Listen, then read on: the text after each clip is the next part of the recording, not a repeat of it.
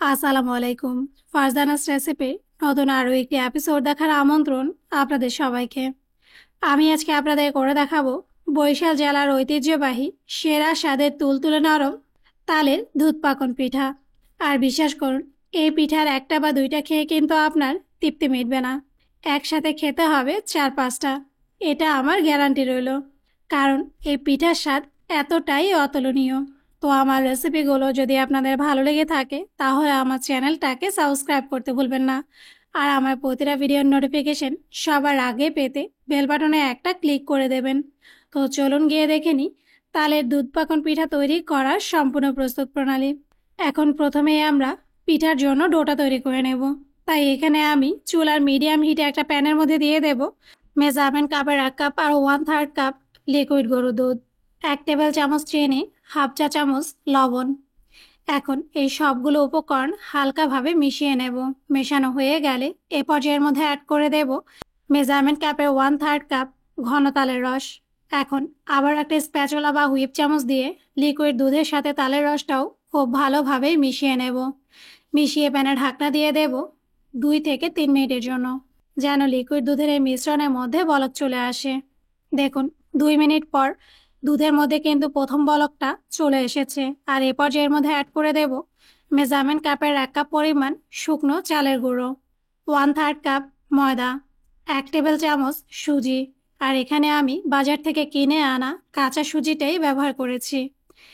এরপর এই সবগুলো উপকরণ দুধের চারধারে একটু ছড়িয়ে দেব। এরপর আবারও প্যানে ঢাকনা দিয়ে দেব ঘড়ি ধরে 3 থেকে 4 মিনিটের জন্য চুলার একেবারে লো হিটে।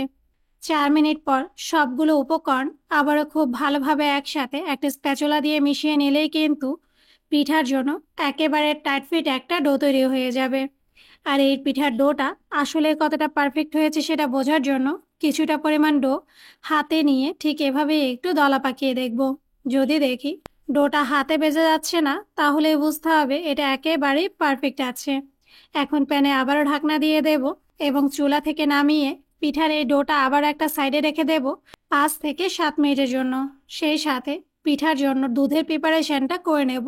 তাই এখানে আমি আবারও চুলায় মিডিয়াম হিটে একটা প্যানের মধ্যে দিয়ে দেব মেজারমেন্ট কাপের 3 কাপ পরিমাণ লিকুইড গরুর দুধ, 2 টেবিল চামচ গরুর দুধ, হাফ কাপ পরিমাণ চিনি, 1 চিমটি লবণ স্বাদের ব্যালেন্সের জন্য, 3টা সবুজ এলাচ।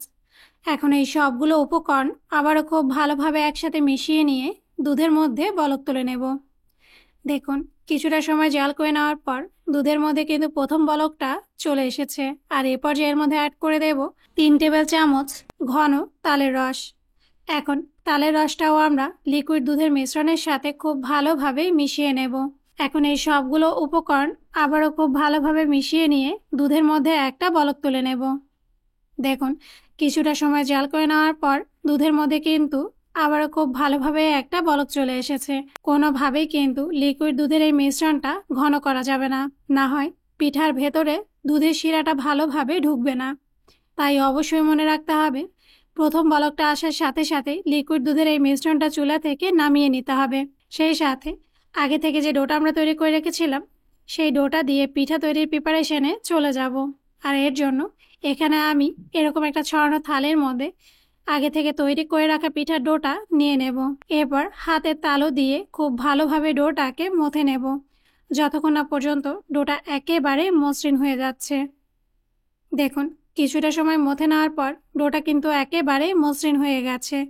আর এই পর্যায়ের মধ্যে অ্যাড করে দেব নর্মাল রুম টেম্পারেচারের একটা ডিম। ঠিক এভাবে একটা কাঁটা চামচ দিয়ে ফেটিয়ে নিয়ে তার থেকে অর্ধেকটা পরিমাণ ডিম এই পিঠার ডোর মধ্যে অ্যাড করে দেব। এখন ডিমটা আমরা পিঠার ডোর সাথে খুব ভালোভাবে মিশিয়ে নিয়ে এ পর্যায়ের মধ্যে অ্যাড করে দেব 1 টেবিল চামচ ঘি। তবে আপনারা চাইলে এখানে ঘির পরিবর্তে রান্নার রেগুলার তেলটাও ব্যবহার করতে পারেন। এখন আবার এই সবগুলো উপকরণ খুব ভালোভাবে একসাথে মথে নেব, যতক্ষণ না পর্যন্ত পিঠার ডোটা একেবারে মসৃণ হয়ে যাচ্ছে। দেখুন, পিঠার ডোটা কিন্তু মথে নেওয়া হয়ে গেছে। আর এ পর্যায়ে কিছুটা পরিমাণ ডো নিয়ে হাত দিয়ে ঠিক এভাবে একটা গোল বলের শেপ দিয়ে নেব। এরপর বলটাকে হালকা হাতে প্রেস করে চ্যাপটা করে নেব। আর চ্যাপটা করলে যদি দেখেন ডোর চারধারে কোনো রকম ফাটল বা ক্র্যাক পড়েনি, তাহলে বুঝতে হবে এই ডোটা পিঠা তৈরির জন্য একেবারেই পারফেক্ট আছে। এখন কোনো রকম ছাঁচ ছাড়াই প্রথমে আমি আপনাদের পিঠাগুলো তৈরি করে দেখাবো। আর এর জন্য চ্যাপটা করে নেওয়া ডোর মাঝখানে ঠিক এভাবে একটা আঙুল দিয়ে গর্ত করে নেব। এরপর এরকম একটা চামচের মাথায় সামান্য পরিমাণ একটু তেল বাজিয়ে পিঠাটাকে নিচ থেকে ওপর পর্যন্ত দাগ টেনে ডিজাইন করে নেব। আর এই কাজটা আমি ঠিক কী করে করেছি সেটা আপনারা ভিডিওটা দেখলেই কিন্তু খুব সহজেই বুঝতে পারবেন। দেখুন, দুইটা পিঠাই কিন্তু তৈরি হয়ে গেছে কোনো রকম ছাঁচ ছাড়াই। তবে এটা যেহেতু বরিশালের ঐতিহ্যবাহী পিঠা, সেখানে কিন্তু এই পিঠাগুলো মাটির ছাঁচে তৈরি করা হয়, তাই আমিও কিন্তু এখানে মাটির ছাঁচটাই ব্যবহার করব। এর জন্য আগে থেকে আমি কিছু মাটির ছাঁচের মধ্যে সামান্য পরিমাণ একটু তেল ব্রাশ করে নিয়েছি, যেন পিঠাটা তৈরি করার পর খুব সহজে ছাঁচ থেকে বের করে নেওয়া যায়। এখন কিছুটা পরিমাণ ডো হাতে নিয়ে ঠিক এভাবেই আমরা লম্বা একটা কালোজাম মিষ্টির শেপ দিয়ে নেব। এরপর সেই লম্বা মিষ্টিটা একটা করে পিঠার ছাঁচে বসিয়ে হালকা হাতে প্রেস করে ছাঁচের সমান করে নেব। ওপর থেকে ছোট আরও একটা ছাঁচ দিয়ে হালকা হাতে প্রেস করে পিঠাটা তৈরি করে নেব। সব শেষে হালকা হাতে একটু ঝাঁকালেই দেখবেন মোল থেকে খুব সহজে এই পিঠাটা বেরিয়ে আসবে। দেখুন, একটা পিঠা কিন্তু তৈরি করে নেওয়া হয়ে গেছে। আর এ পর্যায়ে বাকি সবগুলো পিঠাও আমরা ছাঁচে দিয়ে সেমভাবে তৈরি করে নেব। দেখুন, এরই সাথেই কিন্তু সবগুলো পিঠাই তৈরি হয়ে গেছে। আর একটু খেয়াল করুন, মাশাআল্লাহ করে এই পিঠাগুলোর একটাতেও কিন্তু কোনো রকম ফাটল বা ক্র্যাক নেই, তাই তেলে ভাজার সময় পিঠাগুলো ভেঙে যাওয়ার বা খুলে যাওয়ার সম্ভাবনা থাকে না। এখন কিন্তু এই পিঠাগুলো তেলে ভেজে নেওয়ার পালা, তাই চুলার প্রিপারেশনে চলে যাব। দেখুন, চুলায় আগে থেকে আমি পর্যাপ্ত পরিমাণ তেল গরম করে নিয়েছি।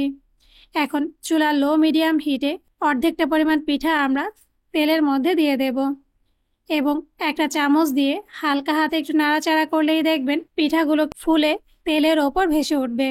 আর এক্ষেত্রেও কিন্তু পিঠাগুলো বেশি কড়া করে ভাজা যাবে না। যখন দেখবেন সবগুলো পিঠাই দুপাশ থেকে ফুলে একেবারে ফুলকো হয়ে গেছে, এ পর্যায়ে একটা তেলের চামচ দিয়ে এই পিঠাগুলো তুলে একটা কিচেন টিস্যুর ওপর নিয়ে নেব এবং সেম ভাবে বাকি সবগুলো পিঠাও ভেজে নেব। আগে থেকে পিঠার জন্য যে দুধটা আমরা তৈরি করে রেখেছিলাম, সেই দুধটা কিন্তু এখনো হালকা গরম আছে, পুরোপুরি ভাবে ঠান্ডা হয়ে যায়নি। আর এ পর্যায়ে কিন্তু আমরা তেলে ভেজে রাখা সবগুলো ফুলকো পিঠাই এই দুধের মধ্যে দিয়ে দেব। এরপর সবগুলো পিঠা আবার একটা চামচ দিয়ে দুধের মধ্যে ডুবিয়ে দেব এবং প্যানে ঢাকনা দিয়ে দেব 4 থেকে 5 ঘন্টার জন্য। তবে সবচেয়ে ভালো হয় যদি সারা রাতের জন্য এই পিঠাগুলো দুধের শিরায় ডুবিয়ে রাখেন। দেখুন, আমি কিন্তু সারা রাত এই পিঠাগুলো দুধের শিরায় ডুবিয়ে রেখেছিলাম। আর ডুবিয়ে রাখার পর মাশাআল্লাহ করে পিঠাগুলো দুধের শিরায় কতটা টইটুম্বুর হয়ে গেছে এবং সাইজও দ্বিগুণ হয়ে গেছে। এখন একটা পিঠা আমি আপনাদের কেটে দেখাচ্ছি, যে পিঠাটা শুধু সাইজেই বড় হয়নি, ভেতরেও কতটা তুলতুলে নরম এবং দুধের শিরায় টইটুম্বুর হয়ে গেছে। তো আপনারা কিন্তু অবশ্যই এবারে তালের সিজনে তালের এই পাকন পিঠাটা ট্রাই করে দেখবেন আর আমাকে কমেন্টস করে জানাবেন আপনাদের কাছে এই পিঠার স্বাদটা কেমন লেগেছে। তো আমার রেসিপিগুলো যদি আপনাদের ভালো লেগে থাকে তাহলে আমার চ্যানেলটাকে সাবস্ক্রাইব করতে ভুলবেন না আর আমার প্রতিটা ভিডিও ফ্রেন্ডস এবং ফ্যামিলির সাথে শেয়ার করবেন। আজ এ পর্যন্তই, আল্লাহ হাফেজ।